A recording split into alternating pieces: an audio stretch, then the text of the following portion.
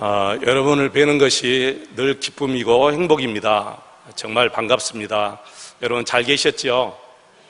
믿는 사람의 얼굴은 천사의 얼굴과 같아야 합니다. 이런 제목으로 같이 은혜를 사모하겠습니다. 요즘 제가 잘 듣는 인사가 목사님 안경을 안 껴서 그런지 참 젊게 보입니다. 이런 인사를 자주 듣습니다. 좋은 말이죠. 어떤 분은 영상으로 볼 때는 안경을 끼고 보는 것이 더 좋게 보이던데요, 그렇게 말해주는 분도 계십니다. 어떤 집사님은 이제 목사님 얼굴도 피부과에서 관리를 받아야 됩니다, 그렇게 말하는 집사님도 계셨습니다.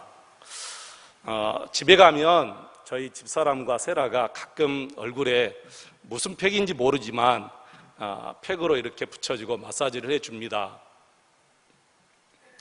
어떨 때는 굉장히 귀찮고 꼭 이렇게 해야만 되나 그런 생각이 들어요. 그런데 제 기본적인 생각은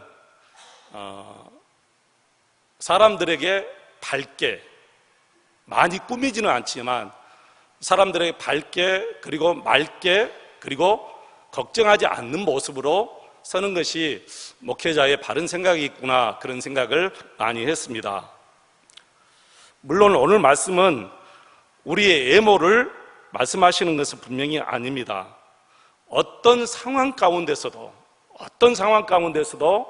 스데반 집사님처럼 얼굴이 천사의 얼굴 같아야 한다, 너도 그래야 한다라는 말씀입니다. 여러분, 스데반 집사님의 얼굴은 어떤 얼굴이었을 것 같습니까? 여러분 한 번도 생각해 보신 적이 없지요?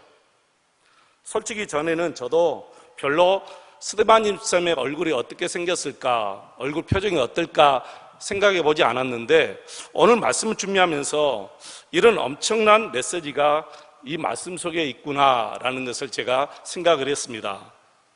사실 스데반 집사님의 얼굴이 천사의 얼굴과 같았다, 이 말씀이 은혜가 되는 것은 그냥 은혜가 되는 것이 아니고 어떤 상황 속에서도, 정말 그럴 수 없는 상황 속에서 그가 천사같이 되었다라는 것 때문에 은혜 받은 것입니다.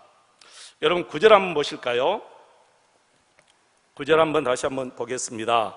이른바 자유민들, 즉 구레네인, 알렉산드리아인, 길리기아와 아시아에서 온 사람들에 해당해서 어떤 자들이 일어나 스데반과 더불어 논쟁할세.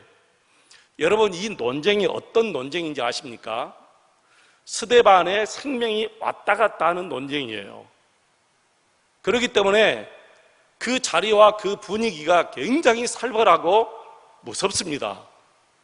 그런 자리에서 지금 스데반이 어떤 자들과 논쟁을 심하게 하고 있는 거예요.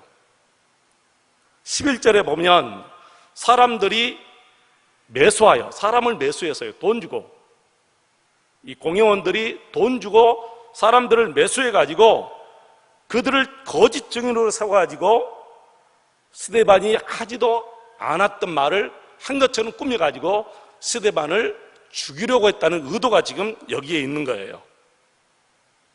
이렇게 거짓 증인을 하는 의도는 스데반을 죽이겠다는 것인데, 이러한 처지에 있는 사람의 얼굴이 어떻게 천사의 얼굴을 할 수가 있느냐는 거예요, 여러분. 15절 보십시오. 공회 중에 앉은 사람들이 다 스데반을 주목하여 보니 그 얼굴이 천사의 얼굴과 같더라. 저는 그동안 얼굴 때문에 손해본 적은 별로 없어요. 대부분 목사님 같다, 참 선하게 생겼다, 그런 얘기를 들어왔지 안 좋은 얘기는 사실 별로 들어보지 않았어요. 어떤 분은 목사님 얼굴도 그리고 목사님 목소리도 좋아서 영상을 자주 봅니다, 그런 분도 없지 않아 있었거든요. 그런데 제가 그때 그 얘기를 듣고 우리 주님께서 하신 말씀이 버뜩 생각이 나더라고요. 사람은 외모를 보고 판단하지 말라, 우리 주님께서 말씀하셨는데, 제가 그런 얘기 듣고 주님의 그 말씀이 생각나는 이유는 저도 내 안에 혈기가 있어서 가끔 상황에 따라서 내 마음의 얼굴이 확 변할 때가 있었거든요. 그래서 외모는 신사적이지만 실제 내 내면의 얼굴은 자꾸 왔다 갔다 한 적이 참 많습니다. 사람이 살아가면서 가장 참기 힘든 것이 근거 없이 그 사람을 모독하는 것, 근거 없이 그 사람에 대해서 악한 말을 할 때에 정말 이것은 속으로 다스리기가 정말 어렵습니다. 누구나 다 마찬가지예요. 사랑하는 성도 여러분, 천사의 얼굴은 결코 타고난 얼굴이 아닙니다. 천사의 얼굴은 처음부터 잘생긴 얼굴이 분명히 아닙니다. 그러면 천사 같다 이런 표현을 할 때 어떻게, 어느 때 사용합니까? 아, 저 사람 천사 같다. 어느 때 이 말을 사용하죠? 자기가 희생할 때, 선한 일을 많이 할 때, 그리고 남에게 해를 주지 않고 자기가 헌신할 때, 아, 저 사람 참 천사 같네. 그런 말을 우리가 많이 사용하죠. 그러니까 스데반 집사가 어떤 얼굴이었을까? 지금 자기를 죽이려고 거짓 증인들이 모아서 모함합니다. 그런데 그 자리에서 스데반 집사님의 얼굴은 전혀 두려움이 없어요. 누구를 원망하거나 불평하거나 아니면 분노하고 혈기 부리는 그런 기색은 전혀 없습니다. 상황은 당연히 그럴 수밖에 없는 상황이지만 그들을 향해서 오히려 스데반 집사님의 얼굴은 긍휼함을 베푸는 표정, 그리고 사랑을 베푸는 표정을 가지고 있는 거예요.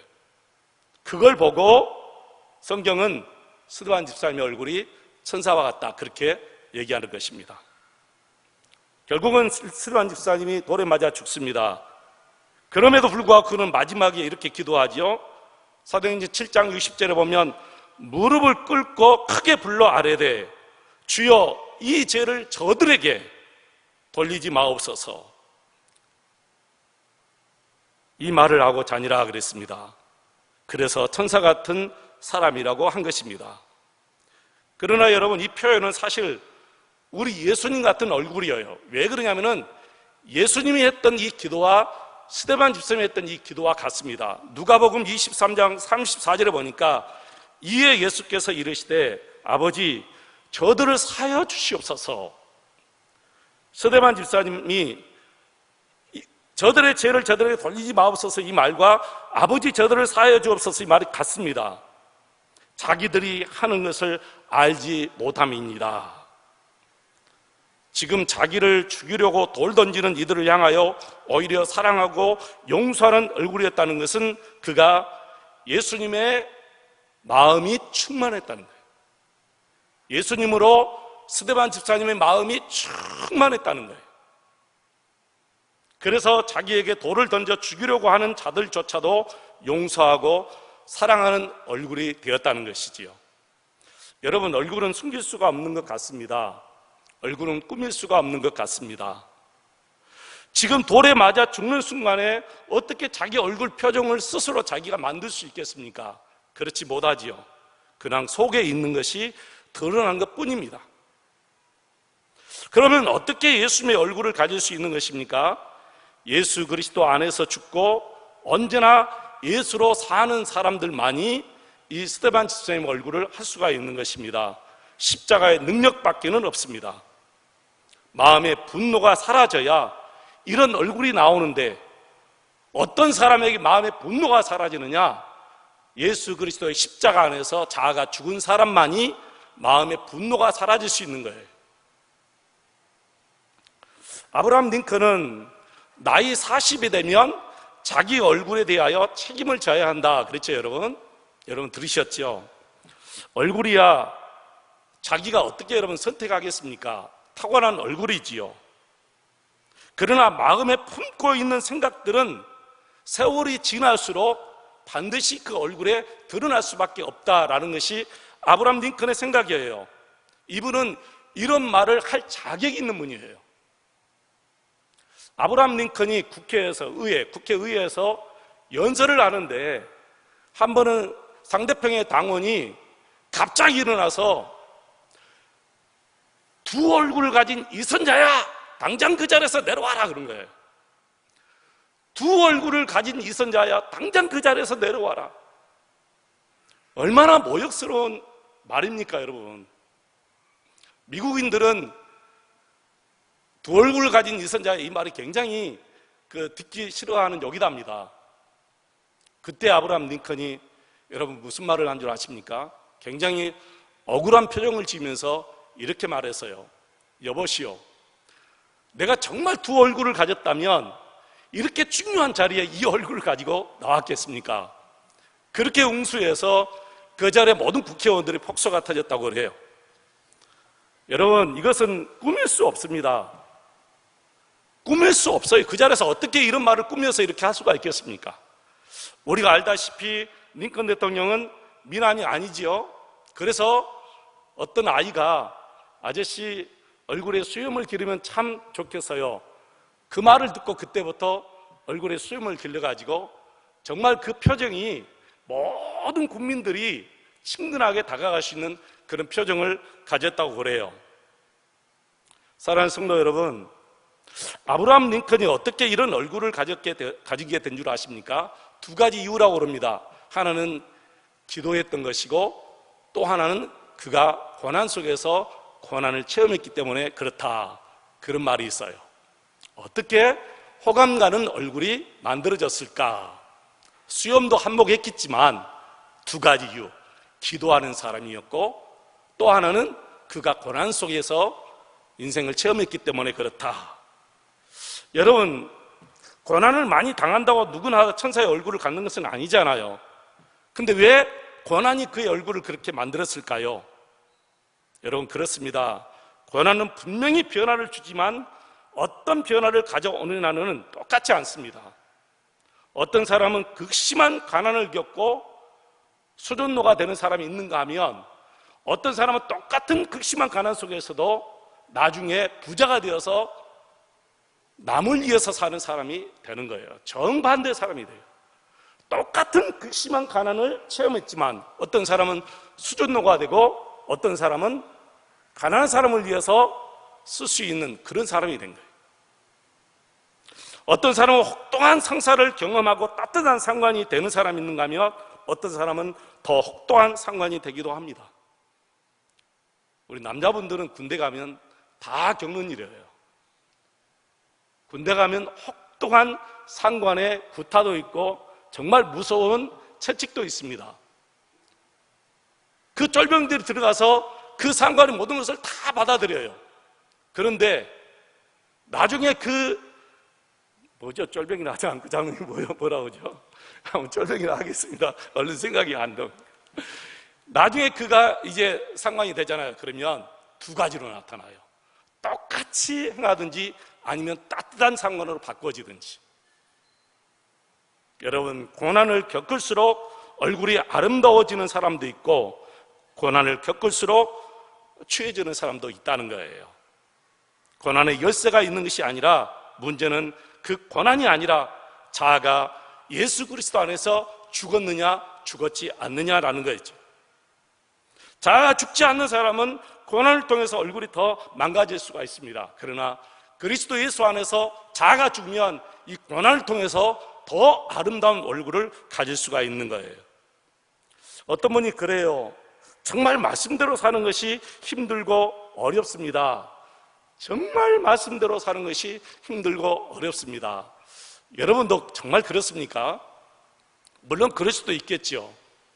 근데 여러분 한번 생각해 보십시오. 날마다 불평하고 원망하고 사는 것이 어려울까요? 늘 감사합니다, 감사합니다 하고 사는 것이 어려울까요?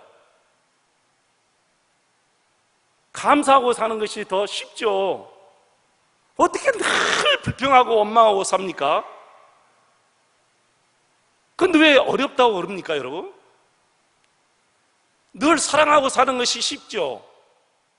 미워하고 갈등하고 그렇게 사는 것이 더 여러분 쉬워요?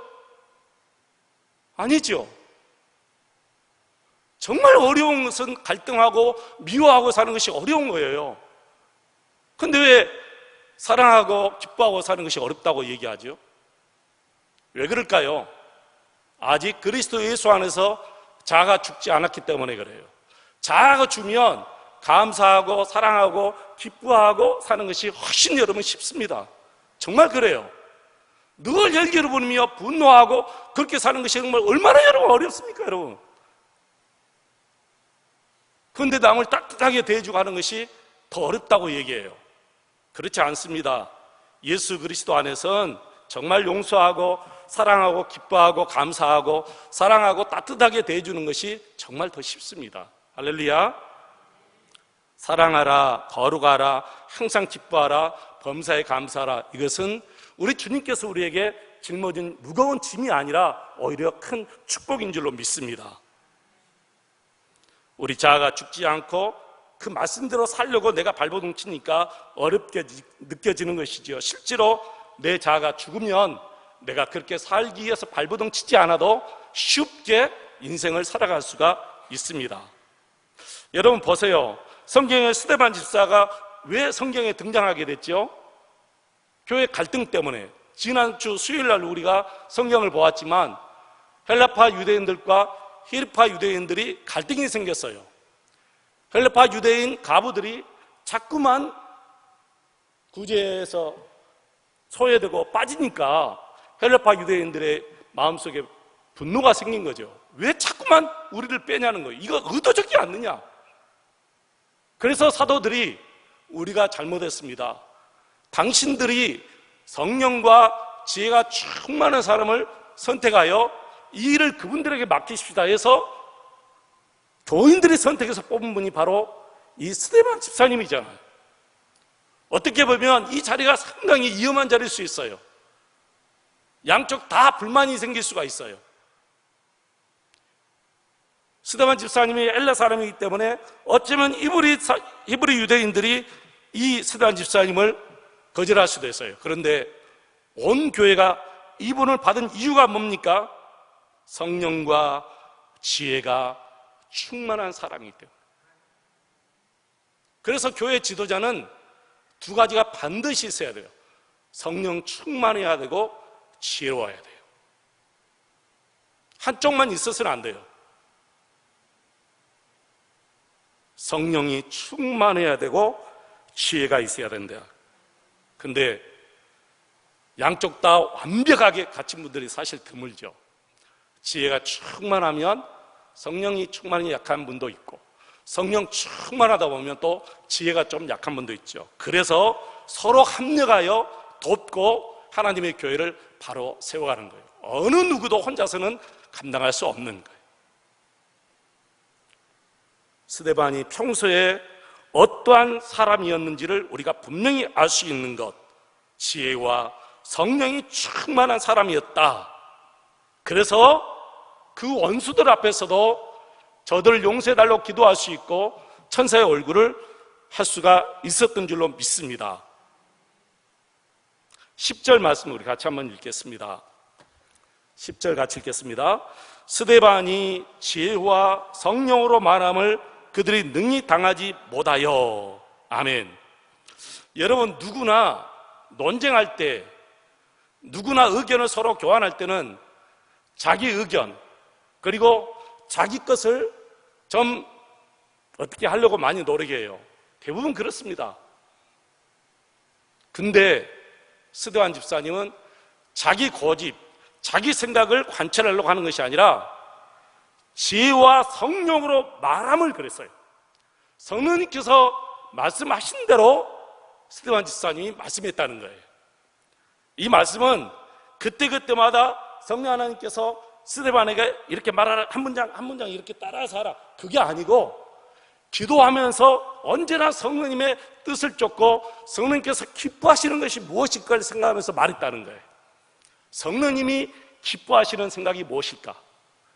어떤 말을 성령님이 기뻐하실까? 이걸 생각하면서 얘기했다는 거예요. 대단하죠, 여러분? 여러분, 그렇습니다. 오직 성령 충만입니다. 성령 충만해야 성령님께서 기뻐하시는 말도 할 수 있고, 성령 충만해야 모든 사람들을 따뜻하게 포용할 수도 있고, 성령 충만해야 다른 사람을 배려할 수도 있고, 성령 충만해야 또 지혜로운 생각도 나올 수가 있는 거예요. 예수 안에서 나는 죽고 예수로 사는 사람, 십자가 복음이 분명하면 그분은 분명히 모든 사람들에게 모든 교인들에게 넉넉하게 필요함을 채워주시는 그런 놀라운 사람이 될 줄로 믿습니다. 우리는 외모에 신경 써야 됩니다. 외모에 신경 써야 합니다. 아무렇게나 나와서는 안 됩니다. 분명히 찬송가에도 아무나 나와도 좋소. 그러나 아무렇게나 나와서는 안 된다 했어요. 아무나 나와도 좋아요. 어떤 죄인도 나와야 돼요. 하나님 앞에서는 다 나와야 됩니다. 그러나 아무렇게나 나와서는 안 될 줄로 압니다. 하나님 앞에 예배하는데 우리가 모든 모양새나 마음이나 모든 것에 최선을 다해서 나와서 예배해야 될 줄로 믿습니다. 집에서 신던 슬리퍼 끌고 나와서는 안 되겠지요. 밖에서 친구들과 만나는 그런 옷차림, 예를 들어서 반바지에다가 그것도 청바지 찍찍 찢어진 거 입고 나와서 예배 드린다고 하면 안 되겠지요.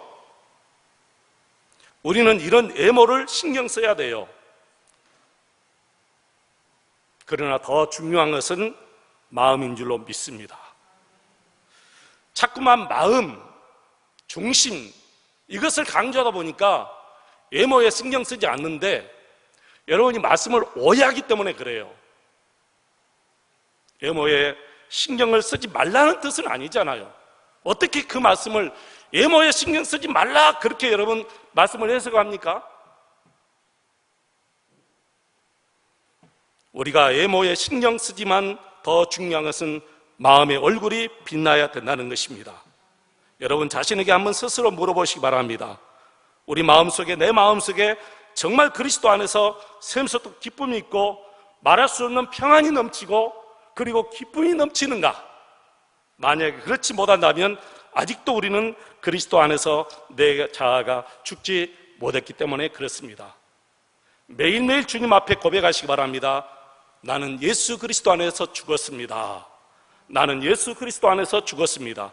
이 진리를 믿고 그 복음을 붙잡으면 반드시 우리가 예수님의 얼굴, 스데반의 얼굴을 하고 살게 될 줄로 믿습니다. 여러분의 마음에 그것이 뜨겁게 일어나면 얼굴이 달라지는 것이지요. 저는 부부 생활하면서 대화를 많이 한다고 소통하게 되고 부부관계가 완전히 100% 좋아진다, 이건 저는 맞지 않다고 생각해요. 해보니까 알아요. 대화를 많이 한다고 되는 것이 아니에요.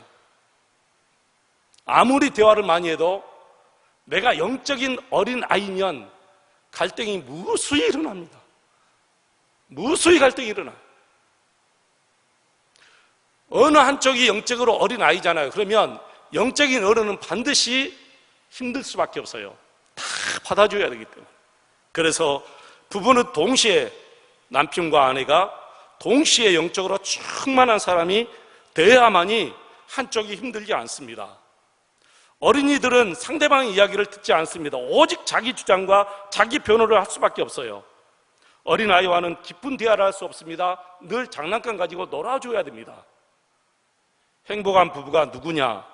어떤 부부가 행복한 부부로 살 수 있느냐? 두 부부가, 남편과 아내가 영적으로 어른이 될 때, 성령 충만할 때 영적으로 내가 예수 그리스도 안에서 내 자아가 죽어야만이 행복한 부부 생활을 우리가 영위할 수가 있는 거예요. 우리 모든 성도님들 영적으로 풍성하고 성령 충만하고 예수 그리스도 안에서 자아가 죽는 그런 생활을 하시기를 축원합니다. 행복한 부모, 자녀 관계도 저는 마찬가지라고 생각해요. 부모의 영혼이 영적으로 어린 아이면 그것은 부모도 힘들고 아이도 힘듭니다. 부모와 자녀 둘 다 영적으로 어리잖아요. 그러면 평생 싸우면서 살아갈 수밖에 없어요. 나중에는 부모와 자식이 원수가 되는 경우도 있습니다. 영원히 영적으로 어린 사람이 결혼을 하고 부모가 된다는 것은 실로 정말 무서운 일입니다. 영적으로 어린 아이 심령을 가지고 결혼하면 반드시 힘들고 어려운 결혼 생활을 할 수밖에 없습니다. 그러나 많은 젊은이들이, 특별히 우리 그리스도인들의 청년들이 이제는 권면해도 듣지 않을 정도로 외모, 학벌, 그리고 그 가문을 봐요. 믿음 안 봅니다. 그 사람의 능력을 먼저 봐요. 어느 청년들이 믿음 본다고 첫째로 믿음 본다는 청년들이 있습니까? 너무너무 안타깝습니다. 그런 생각을 하고 살면 반드시 그만한 대가를 받을 수밖에 없는 거예요. 힘든 결혼 생활 과정을 겪을 수밖에 없는 거예요. 첫째는 믿음입니다. 성실함입니다. 그리고 나중에 능력이지요. 여러분 생각해 보세요. 결혼해서 한쪽은 영적으로 어른인데 영적으로 어린 아이예요. 늘 다툼이 일어나고 늘 갈등이 생길 수밖에 없는 거예요. 그래서 우리 젊은 청년들도 정말 상대방을 잘 보고 믿음의 사람, 성실한 사람, 진실한 사람을 먼저 보아야 되겠죠. 그렇다면 우리가 어떻게 영적으로 어른이 될 수 있습니까? 훈련을 한다고 되는 것이 아니더라고요. 저는 늘 죽는 훈련을 하면 되는 줄 알았어요. 아니에요. 죽어야 됩니다.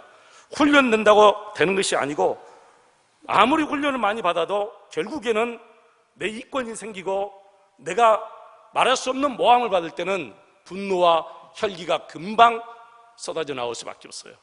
그래서 결국에는 훈련이 아니고 그리스도 예수 안에서 내 자아가 죽는 것이구나. 혹시 요즘 매사가 짜증스럽고 어디론가 도망치고 싶고 그런 분이 계십니까? 나는 일이 너무 많아서 힘들다. 스트레스 때문에 정말 힘들다. 그래서 떠나고 싶다. 여러분, 어디엔들 스트레스가 없겠습니까? 어디엔들 문제가 없겠습니까? 이 세상 모든 것에는 다 스트레스가 있고, 여러분 혼자 사는 저 섬에 가서 한번 살아보세요. 그러면 거기에도 스트레스가 있는 거예요. 문제가 없는 것이 없습니다. 저도 그런 때가 있어서요. 정말 힘들구나. 빨리 은퇴하고 좀 쉬었으면 좋겠다. 그럴 때가 있었는데 정말 그 생각이 너무나 잘못된 생각이었다라는 것을 깨달았어요. 정말 어리석은 생각이었어요. 진정한 행복은 스트레스가 되는 일들이 없어질 때 오는 것이 아니고 내 자아가 죽어야 진정한 행복이 오는 거지, 환경이 좋아진다고 물질이 많아진다고 좋은 사람 같이 함께 산다고 되는 것이 아니라는 거예요. 사랑하는 성도 여러분, 스데반 집사님은 예수 그리스도 안에서 자아가 죽었습니다.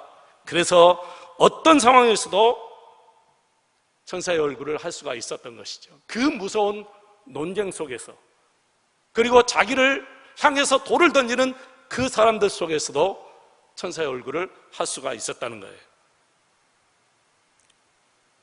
우리 하나님은 저와 여러분에게 얼굴을 천사의 얼굴로 바꾸는 기가 막힌 화장품을 주셨어요. 그것은 그리스도 예수 안에서 내가 죽는 것입니다.